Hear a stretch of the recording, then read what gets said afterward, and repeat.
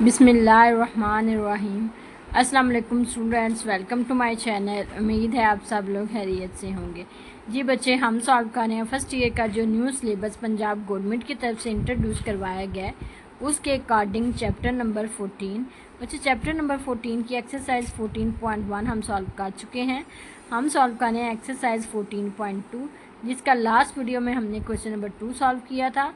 आज हम सॉल्व करेंगे question number 2, sorry question number 3। Question number 3 की स्टेटमेंट आपके पास बच्चे गिवन है, find are real number alpha. ठीक है, आपने क्या फाइंड आउट करना है? आपने अल्फ़ा को फाइंड आउट करना है। So that the vectors u and v, दो वेक्टर्स जो u एंड v हैं, आर परपेंडिकुलर। ये दोनों आपस में क्या है? परपेंडिकुलर। ठीक है। अच्छा बच्चे, परपेंडिकुलर, अच्छा पहले क्वेश्चन की तरफ जाने से पहले हम इसका देखते हैं फार्मूला क्या होगा। बच्चे जब भी दो वेक्टर्स आपके पास परपेंडिकुलर होते हैं तो उन दो वेक्टर्स का जो डॉट प्रोडक्ट आप लेते हो वो किसके इक्वल होता है? ज़ीरो के इक्वल।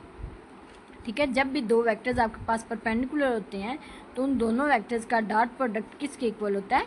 ज़ीरो के इक्वल। ठीक है बच्चे। अच्छा, ये कैसे होता है? आपके पास बच्चे बेसिकली यू डॉट वी, दो वेक्टर्स का फार्मूला किसके इक्वल होता है? u का मैग्नीट्यूड, v का magnitude and cause of theta. ठीक है।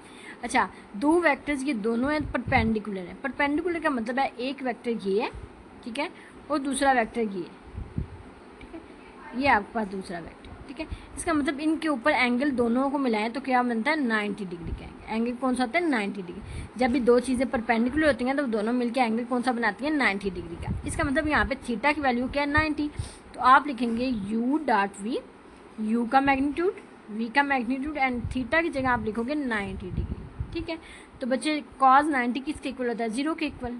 कॉज 90 अगर आप कैलकुलेटर से भी निकालते हैं तो आंसर क्या आता है?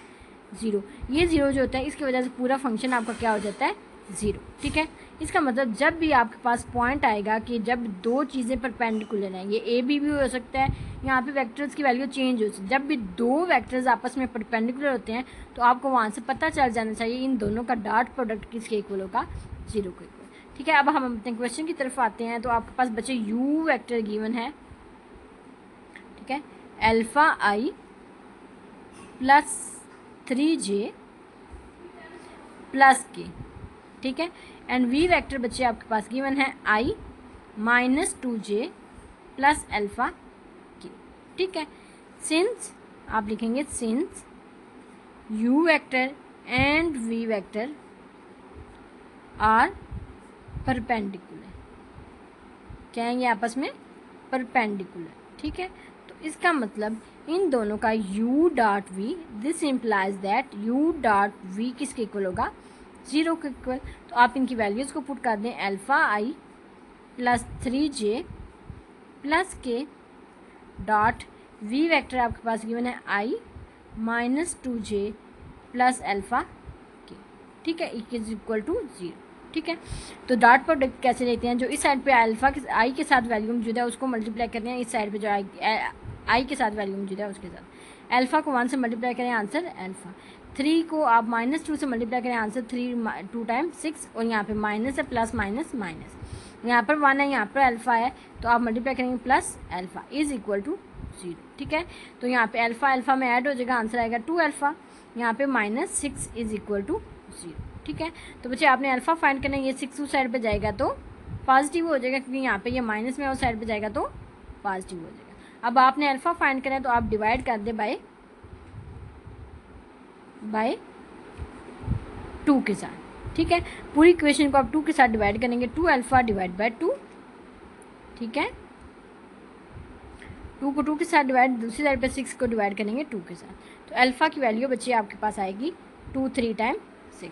अल्फ़ा की वैल्यू आपके पास बच्चे आ गई 3। ठीक है, यहाँ पर आपका पार्ट नंबर 1 कंप्लीट हो चुका है। अब हम सॉल्व करेंगे पार्ट नंबर 2। जी बच्चे, पार्ट नंबर 2 में आपके पास गिवन है u is equal to alpha i plus 2 alpha j minus के।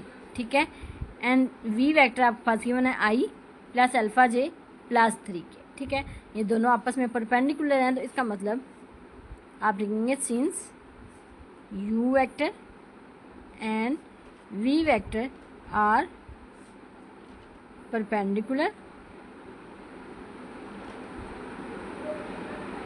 परपेंडिकुलर इसका मतलब u डॉट v किसके इक्वल होगा, 0 के। ठीक है, दिस इम्प्लाइज दैट ये दोनों डॉट प्रोडक्ट 0 के इक्वल। तो वैल्यूज़ को पुट करते हैं, alpha i plus 2 alpha j minus k. ठीक है, डॉट वी वेक्टर आपके पास गिवन है आई प्लस अल्फ़ा जे प्लस 3 के is equal to 0।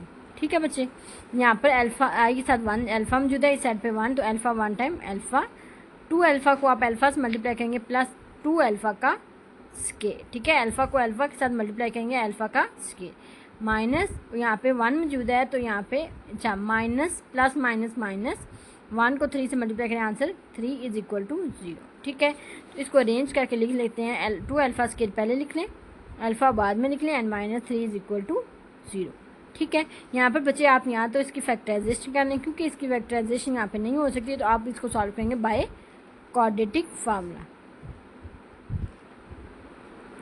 Quadratic formula, ठीक है, क्वाड्रेटिक फार्मूला मैंने ऑलरेडी आपको एक वीडियो में बताया हुआ है। तो बच्चे क्वाड्रेटिक फार्मूला क्या होता है, आपके पास होता है कि जिस वेरिएबल को आपने फाइंड करना होता है, मीन जिसकी पावर्स आपके पास, यहाँ पे अल्फ़ा की पावर 2 गिवन है, अल्फ़ा की पावर 1 गिवन है, तो आप अल्फ़ा लिखेंगे, अल्फ़ा की फार्मूला आपके पास होगा minus B plus minus under root B का square minus 4ac divided by 2a। ठीक है बच्चे, ये आपके पास फार्मूला होगा। अब आपने ए बी और सी की वैल्यू पुट करनी है। ए की वैल्यू बच्चे आपके पास होती है जो अल्फ़ा स्केयर के साथ मौजूद होती है। ठीक है, अल्फ़ा स्केयर यहाँ पे एक्स स्केयर हो सकता है, यहाँ पे टी स्केयर हो सकता है, यहाँ पे कुछ भी स्केयर हो सकता है। ठीक है, उसके साथ जो वैल्यू मौजूद है वो ए की वैल्यू होगी, और जो अल्फ़ा की पावर 1 के साथ मौजूद वैल्यू वो बी की वैल्यू होगी, एंड जो कॉन्स्टेंट टर्म है वो आपके पास सी की वैल्यू होगी। ठीक है, सी की वैल्यू आपके पास होगी -3। ठीक है, तो वैल्यूज़ को पुट करते हैं, अल्फ़ा आपके पास बचे आएगा -1 प्लस माइनस अंडर रूट 1 का स्केयर -4, ए की जगह उसकी वैल्यू 2 एंड सी की जगह उसकी वैल्यू -3 डिवाइडेड बाय 2, ए की जगह उसकी वैल्यू 2। ठीक है, तो ये आपके पास alpha is equal to -1 plus minus under root 1 का स्केयर 1 के equal minus minus plus 3 2 time 6 6 4 time 24 divided by 2 2 time 4। ठीक है, तो अल्फ़ा की वैल्यू बच्चे आपके पास आएगी -1 plus minus under 25 divided by 4। ठीक है, तो अल्फ़ा की value is equal to -1 under 5 बचे आपके पास, अंडर 25 किसके इक्वल होता है, 5 के इक्वल डिवाइडेड बाय 4। ठीक है, एक दफ़ा वैल्यू प्लस में होगी, एक दफ़ा वैल्यू माइनस में होगी, तो अल्फ़ा की दो वैल्यूज़ आएंगी, एक दफ़ा alpha is equal to -1 plus 5 divided by 4, और एक दफ़ा alpha is equal to -1 minus 5 divided by 4, क्योंकि अल्फ़ा 5 के साथ यहाँ पे प्लस भी है और माइनस भी, एक दफ़ा वैल्यू पॉजिटिव रखेंगे, एक दफ़ा वैल्यू आप नेगेटिव रखेंगे। ये एक दफ़ा आपके पास ऊपर 4 आएगा, एक दफ़ा ऊपर -6 आएगा, तो अल्फ़ा की वैल्यू एक दफ़ा 1, एक दफ़ा अल्फ़ा की वैल्यू आपके पास -3/2।